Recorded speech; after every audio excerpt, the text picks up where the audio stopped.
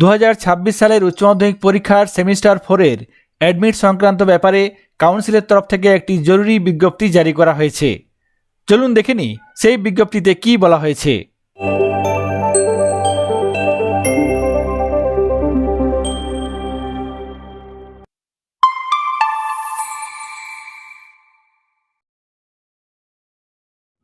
এখানে দেখুন কাউন্সিলের তরফ থেকে প্রকাশিত সেই বিজ্ঞপ্তি গতকাল 8ই ফেব্রুয়ারি 2026 প্রকাশ করা হয়েছে। এই নোটিফিকেশনে বলা হয়েছে 2026 সালের উচ্চ মাধ্যমিক পরীক্ষার সেমিস্টার 4-এর অ্যাডমিট সংক্রান্ত ব্যাপারে কিছু ভুল ত্রুটি ধরা পড়েছে।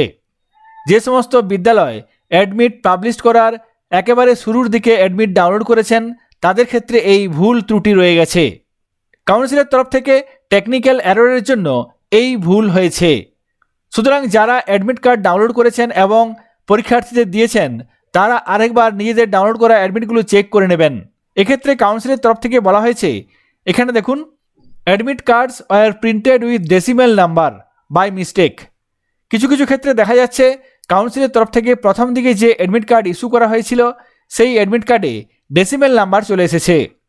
এই ভুল কাউন্সিলের তরফ থেকে পোর্টালের বিভিন্ন টেকনিক্যাল এররের জন্য হয়েছে।